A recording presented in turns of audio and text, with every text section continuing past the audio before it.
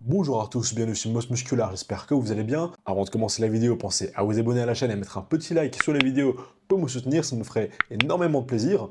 Et on va commencer la vidéo avec un classique au Brésil. On n'avait pas fait de vidéo pour les classiques physiques, j'ai malheureusement pas eu le temps, j'ai eu d'autres choses à faire. Donc pour ceux qui n'ont pas vu les résultats, le vainqueur est Fabio Junior. Pas trop de surprise à ce niveau-là, je suis pas méga fan de son physique. Je trouve qu'il a un dos incroyable, mais pas une ligne très classique. Je pense qu'il a surtout gagné grâce à sa condition. C'était clairement le plus sec et le plus massif en même temps. Il était aussi le plus mature, on va dire, au niveau de la muscularité. Diego Classic lui a fait deuxième. Je l'ai trouvé un peu plat et flotteux. Il aurait pu faire beaucoup mieux, mais je pense qu'il a raté son rebond et malheureusement, ça a dû lui faire perdre quelques points. En plus, il pose toujours un peu bizarrement de dos. S'il était un peu mieux conditionné, il aurait pu gagner et se qualifier à Olympia. Ici, ses jambes étaient voilées et ses bras aussi. Malgré tout, il a une des meilleures structures sur scène, en tout cas sur cette scène-là. Donc je pense que plus tard dans l'année, il va arriver à se qualifier. Malheureusement, voilà, c'était un peu raté pour lui ici. Et Livino, lui, se place juste derrière lui en troisième. Il obtient une très belle troisième place. Ses cuisses et sa condition au niveau des jambes étaient incroyables. J'ai eu quelques asymétries de face, alors niveau dos et pectoraux. Je ne sais pas si c'est musculaire ou alors si c'est le posing. En tout cas, il n'était pas aussi dur et sec que Fabio, et malheureusement, ça s'est un petit peu vu.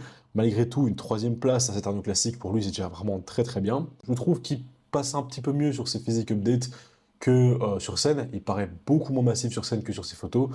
Donc, un petit peu quand même déçu de son apparition, malgré le fait que je trouve qu'il a une très belle structure, un peu moins exagérée, en fait d'ailleurs même sur scène, donc je trouve qu'il est mieux structurellement sur scène, par contre moins massif. Alors avant de continuer, quelques physique updates, on a Ruff Diesel ici à 200 pounds, donc environ 89 kg, et ça fait longtemps qu'on ne l'a pas vu aussi lourd et aussi gras d'ailleurs.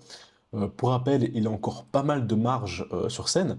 C'est un des seuls qui est dans le top 5 à venir sur scène avec plusieurs kilos de moins que sa limite, environ 5 kilos. D'après les juges, il manque de développement dans les bras et le dos, ce qui le focus pour lui cette année. Je trouve déjà que son dos a déjà très bien progressé. En tout cas, il est bien large. J'ai l'impression qu'il pourrait être un peu plus épais par contre, qu'il pourrait développer un peu plus ses extenseurs de la colonne et ses trapèzes. Il y a encore un petit peu de travail niveau biceps. Ils sont courts, mais n'ont pas beaucoup de pics, chose qui est quand même très importante. Mais il a encore plusieurs mois pour travailler là-dessus, étant donné qu'il est déjà qualifié pour l'Olympia de cette année. Normalement, on ne devrait pas le voir à une autre compétition avant Olympia. On va probablement le voir continuer sa prise de masse tout doucement, et puis après commencer sa sèche.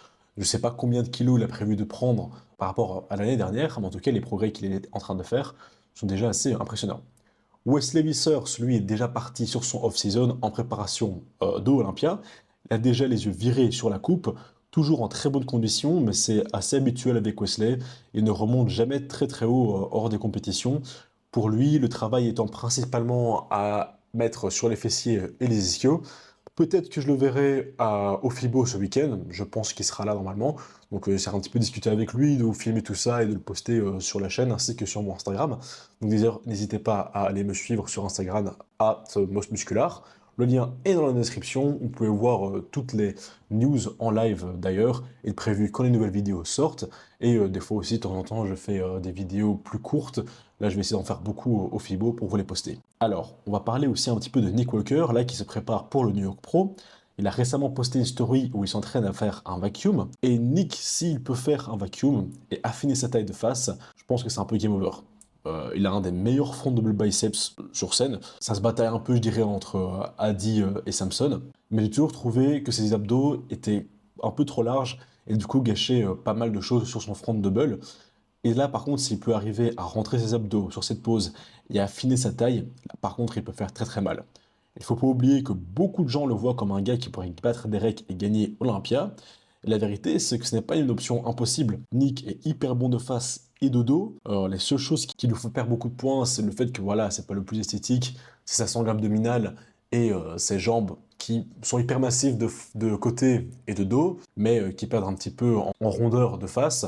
Par contre, elles sont hyper définies. Donc voilà, il a quand même pas mal de points où il domine. Et avec une section médiane améliorée, je pense que Nick peut vraiment faire très très mal. Alors sur le montage ici, le vacuum qu'ils ont mis, c'est celui de Good Vito. Perso, je n'aurais pas mis celui-là. Je trouve que la cage de Nick n'est pas aussi grosse ni aussi large. À voir ce que ça donnera. Bon, je suis pas sûr qu'on verra directement en vacuum à New York, mais je n'ai aucun doute sur sa victoire à New York face à Tonio. Tonio, lui, qui par contre ne fera pas le Pro Show à Détroit. Je ne comprends pas trop pourquoi, car il serait le favori et obtiendrait directement son ticket pour Olympia. Sans lui, je mise plutôt du coup sur Justin Rodriguez à cette compétition, qui a fait l'Arnold Classic à Ohio. Il a clairement plus de maturité musculaire que Vito, un meilleur dos et au vu de ses physiques updates, aussi une meilleure condition allant vers le show. Beaucoup de gens voient Vito directement gagner Détroit, mais beaucoup de gens oublient qu'il y aura Justin Rodriguez dans la partie. Ensuite, j'ai un petit débat pour vous. Cette année, 1447 cartes pro ont été données. 835 ont été données sur le territoire américain, dont 752 aux USA. En attendant, en Europe, on a 302 cartes, 193 en Asie, 106 en Amérique latine, 23 en Australie et seulement 18 sur le continent africain. 93% des gens qui me suivent sur Instagram et moi-même sommes d'accord pour dire que c'est un peu trop et que c'est déséquilibré. Déjà, si tu fais le calcul, ça donne environ 233 nouveaux pros par catégorie. Je trouve ça énorme, sachant que seul un petit pourcentage d'entre eux vont gagner un pro show ou faire un top 3. Ça donne aussi des grosses différences de niveau. En Europe, tu as des gars qui galèrent à passer pro parce qu'il y a une compétition pro chez eux tous les ans et tu en as juste une seule. Ou alors ils doivent carrément changer de pays pour arriver à avoir une carte pro. Surtout, il y a beaucoup de gens par compétition. De l'autre côté, tu as 16 cartes pro par État aux États-Unis. Donc ça veut dire que tu as 16 essais pour avoir ta carte. Si tu regardes la France, il y en a une par catégorie, ce qui en soi me va. C'est assez élitiste et c'est le meilleur qui gagne qui devient pro. Aux US, tu as 16 chances, donc rien que dans ton état. Parfois, même des compétitions où le mec qui a fait second gagne sa carte, je trouve ça un petit peu ridicule et un peu exagéré. Maintenant, c'est difficile de trouver une solution dans le sens où diminuer le nombre de pro-cards revient à diminuer le nombre de shows et donc de revenus pour les promoteurs, ce qui n'est pas non plus très juste. Pour moi, il faudrait diminuer le nombre de pro-shows aux États-Unis et les partager peut-être un petit peu plus avec le reste du monde. Dites-moi un peu ce que vous en pensez dans les commentaires. Je crois quand même que la plupart des gens sont d'accord pour dire qu'il y a trop de pro-cards. Il y a trop de bodybuilders pro, beaucoup trop de gens qui deviennent pro, et dans certains endroits c'est beaucoup trop facile, et dans d'autres c'est beaucoup trop difficile. Et enfin, pour finir, on termine avec deux physiques updates de nos Français, Zed Ramdani et Stéphane Matala. Alors le premier, Zed Ramdani est à J-11 de sa NPC régionale. Il est très très sec, très veineux et surtout hyper rond. Son haut spec est incroyable et il a un dentelé vraiment très bien dessiné. C'est que niveau condition, il sera prêt et mieux que l'an dernier, ça ne fait aucun doute. Je pense que la qualification à la régionale, il l'aura assez facilement. Et après, normalement, on le reverra à Lille, du coup, en fin d'année pour sa carte pro. Et Stéphane Matala, cela fait 5 semaines qu'il a commencé sa préparation. Ils ont perdu un peu plus de 10 kilos depuis le début de la sèche. Et ils sont encore très très light sur la sèche. Il est à 3700 cales ses jours d'entraînement, ce qui est énorme. T'as des gars, ils sont en prise de masse avec ça. Et lui, il sèche à vitesse grand V à 3700. Enfin, c'est incroyable. Son dos se dévoile de plus en plus, il a pris une largeur incroyable. En très très peu de temps, il garde encore beaucoup de muscles malgré la sèche. D'après Petior, il a encore du poids à perdre. On ne sait pas combien, mais il n'en a pas fini en tout cas avec la sèche, c'est certain. Niveau conditions, on n'a jamais vu aussi propre et musclé en même temps.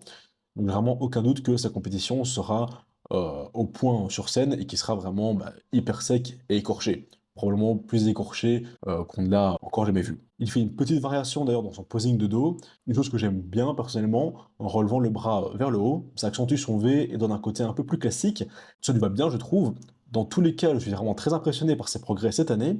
Certains n'y croyaient pas ou plus après sa compétition en Autriche. Là, je pense que ça devrait leur faire changer d'opinion vis-à-vis de Stéphane. Et je pense même que ça fait changer l'opinion de Stéphane par rapport à lui-même.